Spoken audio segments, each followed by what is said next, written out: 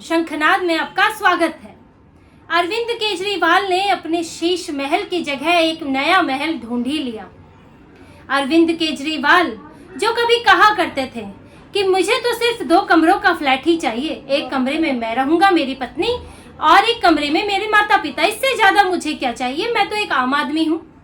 लेकिन अब उन्हें एक शीश महल के बदले महल ही चाहिए, और चाहिए भी क्यों नहीं, क्योंकि उन्हें तो लाखों करोड़ों के शीश महल में रहने की आदत थी।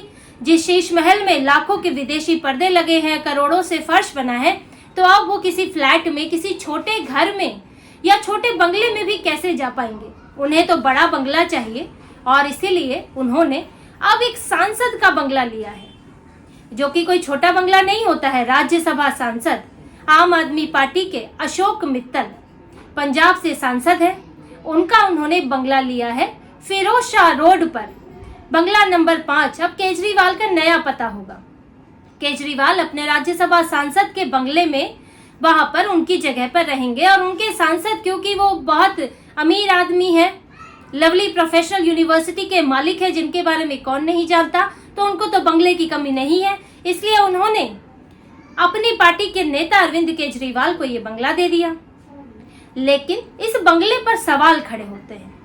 ये सिर्फ बंगला देने की बात नहीं है कि एक पार्टी के नेता का बंगला था, वो उसने किसी और को दे दिया, क्योंकि ये सरकारी आवास है, और इन सवालों पर भी बात करेंगे। लेकिन एक और जानकारी ले लीजिए, क्योंकि सिर्फ अरविंद केजरीवाल नहीं है, उनके ही पार्टी के दूसरे नेता मनीष सिसोदिया, वो भी एक बंगले में शिफ्ट हुए हैं।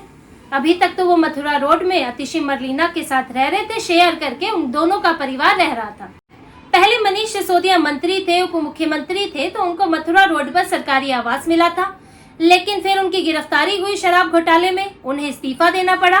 फिर अतिशी मरलीना, उनकी जगह वित्त मंत्रालय उन्हें मिला, दूसरे मंत्रालय भी मिले, तो जो बंगला था मथुरा रोड का, वो अतिशी मरलीना को अलॉट हो गया। लेकिन अतिशी मरलीना जिस तरह से भी शीश महल में पूरी तरह शिफ्ट हो रही है, वैसे वो वहां नहीं हुई।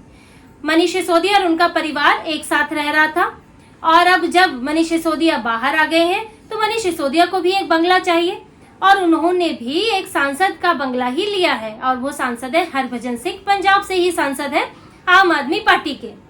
अब 32 राजेंद्र प्रसाद रोड पर मनीष सिसोदिया का बंगला होने वाला है, और ये भी सांसद का बंगला है, एक बड़ा बंगला है। देखिए, अब पार्टी के 2 बड़े नेता अरविंद केजरीवाल, मनीष सिसोदिया, उनके डिप्टी, एक तरह से दोनों ही बंगलों से निकल के बंगलों में जा रहे हैं। और सिर्फ बात बंगले की नहीं है, ठीक है, आपको एक बड़ी जगह चाहिए रहने के लिए, लेकिन आप किसका बंगला ले रहे हैं।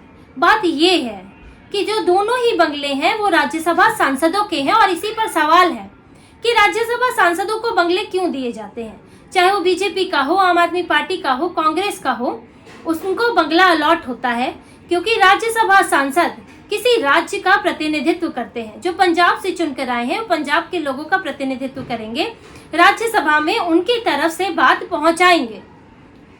राज्यसभा सांसद को चुनाव नहीं लड़ना होता है, लेकिन उसे अपने क्षेत्र में एक बेहतर व्यक्ति माना जाता है, और ये उम्मीद की जाती है कि वो उस क्षेत्र की बात अपने राज्य से जुड़ी हुई कम से कम रखेगा। जैसे कि अशोक मित्तल है। अशोक मित्तल अगर वो एजुकेशन फील्ड से जुड़े हैं, तो पंजाब में एजुकेशन से जुड़ी हुई समस्याओं को राज्यसभा में रख सकते हैं, अपनी जानकारी वहां पर साझा कर सकते हैं। हरभजन सिंह खेलों से जुड़े हैं, तो उनसे भी ये उम्मीद होती है। और ये बंगला इसलिए दिल्ली में दिया जाता है कि दिल्ली में सत्ता के करीब रहकर आप उस राज्य के लिए काम करें, उस राज्य की समस्याओं को समय समय पर उनके लिए समाधान ढूंढें। लेकिन अब जब ये दिल्ली में ही नहीं रहेंगे, उस बंगले का इस्तेमाल ही नहीं करेंगे, तो उस बंगले का फायदा क्या है। सरकार ये नहीं कहती है कि बंगला किसी और को दे दिया जाए, वरना तो रेंट पे चढ़ा के निकल जाएंगे। ऐसा कोई प्रावधान नहीं है। लेकिन अब क्योंकि पार्टी के मुखिया हैं और इनको इनकार किया नहीं जा सकता, और दूसरी हरभजन सिंह और अशोक मित्तल के पास बंगले की कमी नहीं है, तो ऐसे में ये बंगले दे दिए गए।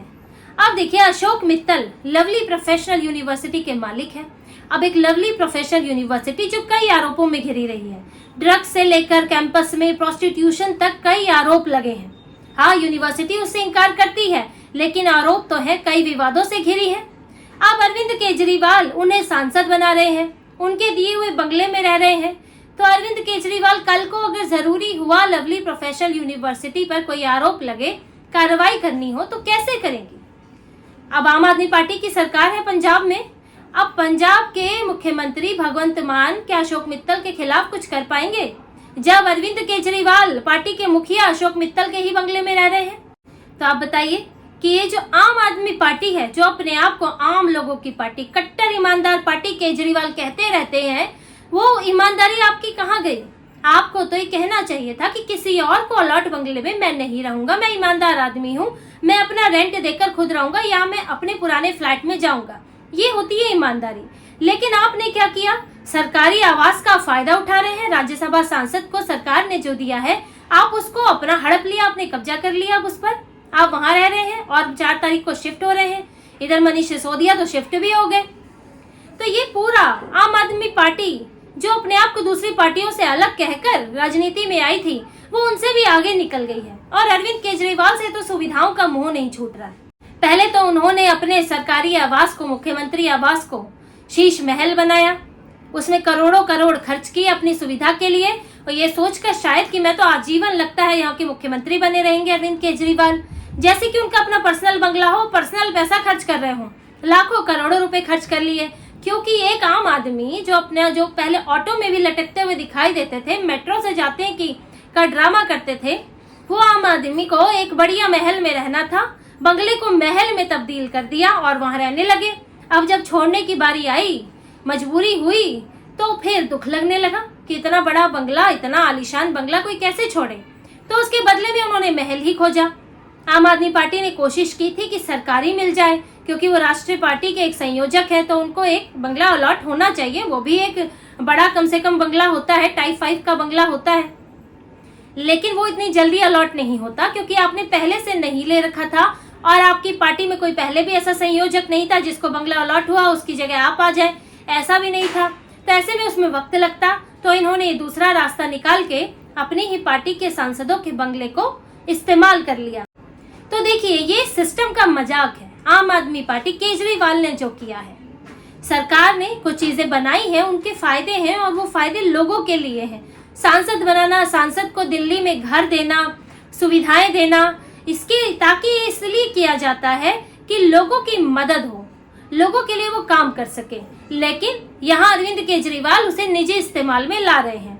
और इनके अशोक मित्तल, लवली यूनिवर्सिटी के मालिक, और हरभजन सिंह, जिनको बहुत ज्यादा, वो वैसे भी वो राजनीति में वो सांसद तो बन गए हैं, लेकिन वो ज्यादातर क्रिकेट में ही इन्वॉल्व रहते हैं। उनका भी कोई बहुत महत्वपूर्ण योगदान राज्यसभा में मैंने नहीं देखा, आपने भी नहीं देखा होगा। कभी हरभजन सिंह ने कुछ बढ़िया बात रखी हो, हरभजन सिंह एक्टिव रहे हो, अशोक मित्तल भी नहीं दिखते। दरअसल ये राज्यसभा सांसद बस कुछ होते हैं जो पार्टी में फंड जुटाने के लिए होते हैं, कुछ होते हैं जो पार्टी का चेहरा प्रचार करने के लिए होते हैं।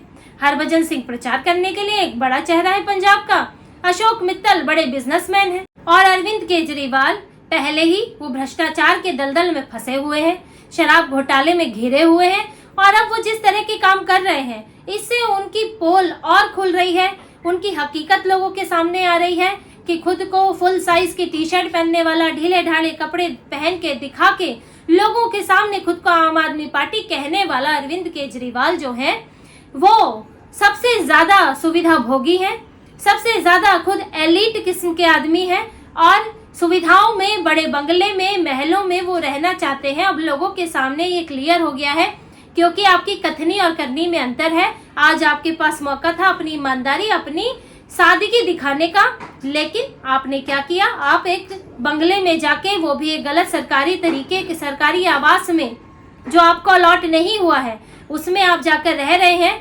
तो ये आपकी हकीकत अब लोगों के सामने, दिल्ली वालों के सामने आ गई है। तो इसी तरह की और खबरें और विश्लेषण आपके लिए लाते रहेंगे।